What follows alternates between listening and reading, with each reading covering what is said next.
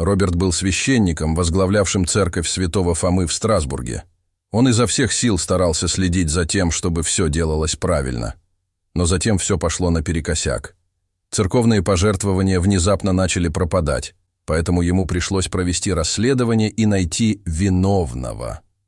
То, что он обнаружил, вас шокирует. Роберт был очень уважаемым священником, люди его любили и всегда к нему прислушивались. Он был бережлив в расходах на содержание церкви и всегда следил за тем, чтобы все было в идеальном состоянии. Все шло замечательно.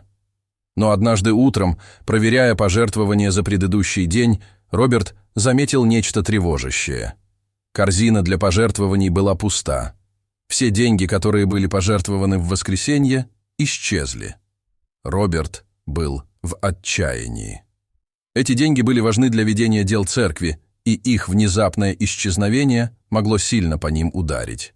Кража из церкви была равна воровству у Бога. Так кто же осмелился бы на такое? Священник хранил молчание о сложившейся ситуации. Он решил не говорить об этом старейшинам, чтобы они не встревожились. И он не сообщил в полицию, потому что не хотел, чтобы дело вышло из-под контроля или создало дурную репутацию церкви. Тем временем он компенсировал украденные деньги своими собственными средствами. Но через неделю он решил начать свое расследование, чтобы найти вора. Во время утренней молитвы в будние дни Роберт посвящал свою проповедь краже и похищению вещей из Дома Божьего. Во время проповеди он пытался изучить реакцию прихожан. Возможно, кто-то выдаст себя своим выражением лица, но, к сожалению, этот подход не сработал. Прошло еще одно воскресенье, а к утру понедельника пожертвования снова исчезли. Когда Роберт заметил это, он был в полном недоумении. Он по-прежнему не имел ни малейшего представления о том, кто был вором, и по-прежнему не хотел сообщать об этом старейшинам церкви. Вместо этого он ввел строгие меры в отношении прихожан. Отныне пожертвования будут храниться в сейфе, и никто, кроме немногих избранных, не будет иметь к нему доступа. Таким образом, если деньги снова пропадут, он будет знать, кого привлечь к ответственности. Но на той неделе проблема заключалась не только в пропаже пожертвований. Произошли и другие странные вещи, которым Роберт не мог найти объяснения. Позже, на той же неделе, в среду, Роберт проснулся с травмой на большом пальце ноги. Казалось, он обо что-то ударился. Но это было невозможно, потому что накануне вечером его палец был в полном порядке. Итак, как это произошло? Как бы то ни было, он не позволил поврежденному пальцу ноги помешать ему выполнять дневные обязанности. Он приготовился отслужить утреннюю молитву, но не смог надеть туфли из-за травмы, поэтому ограничился домашними тапочками. Прихожане церкви были шокированы, увидев своего священника в тапочках. Он также выглядел изможденным и неопрятным, но люди ничего не сказали по этому поводу. Однако в течение следующих нескольких дней количество прихожан, посещающих утреннюю молитву, резко сократилось. В следующее воскресенье Роберт проснулся с сильной головной болью и затуманенным зрением. Он чувствовал себя усталым и подавленным. Тем не менее, как всегда, он справился со всем этим и приготовился к молитве. Однако, во время молитвы ему внезапно сильно захотелось спать. Стало так плохо, что во время причастия он на несколько секунд задремал, и обладка выпала у него из рук. К счастью, служащий, стоявший рядом с ним, быстро поймал его на блюдце для причастия. Это произошло трижды.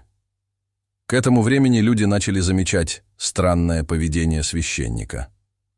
Но никто из них не мог противостоять ему, поэтому они решили рассказать старейшинам, которые затем решили поговорить с ним после молитвы. Последнее, чего хотели старейшины, это чтобы люди потеряли веру в своего священника. Как раз в тот момент, когда Роберт собирался закончить молитву, произошло нечто совершенно ужасное. Дверь внезапно распахнулась, и в комнату вбежал изможденный мужчина. Его волосы были растрепаны, а одежда перепачкана. Церковные надзиратели побежали за ним и начали вытаскивать его, но он начал кричать: «Мы все умрем! Мы воруем у Бога! Мы умрем! Я видел это во сне!» Прихожане были так напуганы, что многие из них начали шептаться между собой об ужасных вещах. «Неужели в Божьем доме завелся вор?» «Кто этот вор?» – спрашивали они, с подозрением оглядываясь друг на друга. В этот момент Роберт решил рассказать им об украденных пожертвованиях. Он не торопился, извиняясь за то, что не предупредил их вовремя, и сказал, что делает все возможное, чтобы найти вора и положить конец святотатству. Однако, говоря это, он заметил, что прихожане церкви не смотрят на него. Вместо этого они смотрели на человека, сидевшего в дальнем углу церкви, и относились к нему с подозрением. Это произошло потому, что мужчина был бывшим заключенным. Он был арестован за вооруженное ограбление и только недавно вышел на свободу. Роберт попросил их пока никого не судить и не подозревать, и пообещал разобраться. После молитвы священник встретился со старейшинами, и те предложили ему установить камеры в комнате, где хранились пожертвования. Вечером того же дня он купил камеры и установил их. И, как обычно, к утру понедельника пожертвования исчезли. Но Роберт не беспокоился. Он знал, что камера покажет ему, кто был вором. Он подключил камеру к компьютеру и просмотрел видео. Он был рад, что наконец-то сможет опознать вора, но от того, что он увидел, его кровь застыла в жилах. Как только началось воспроизведение видео, Роберт не поверил своим глазам. Он увидел, как он сам отпирает сейф, заходит внутрь и забирает пожертвования. Увидев все это, он в шоке отступил назад. Он был вором. Роберт закрыл рот руками и попытался подавить крик. Как он мог не помнить, что украл деньги? Продолжая наблюдать, он увидел, что сам унес деньги в свою комнату. Он порылся в шкафу, а затем под кроватью. И, увы, деньги были там. Все украденные пожертвования были под кроватью.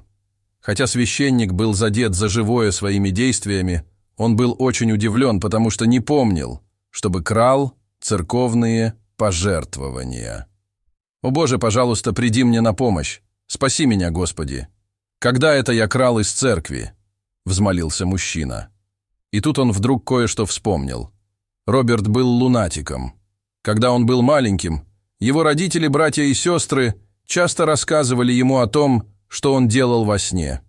Однажды он даже вышел из дома, открыл дверь и уснул во дворе перед домом. Однако, когда ему исполнилось 16 лет, лунатизм прекратился, и он решил, что это прошло, и больше никогда об этом не вспоминал. Но теперь он понял, что это вернулось снова, и что каждый раз, когда он вставал с постели, чтобы украсть пожертвования, он ходил во сне. Это объясняло, почему он ничего не помнил.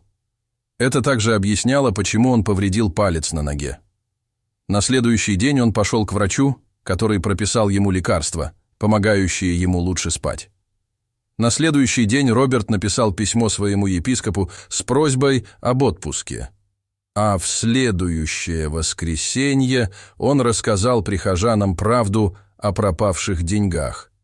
Он извинился за свою ошибку и пообещал, что вылечится. Его история тронула сердца прихожан. Это даже сблизило их с ним, когда они поняли, что он такой же человек, которому, как и им, приходится нелегко. Дорогие зрители, что бы вы сделали, если бы были на месте Роберта?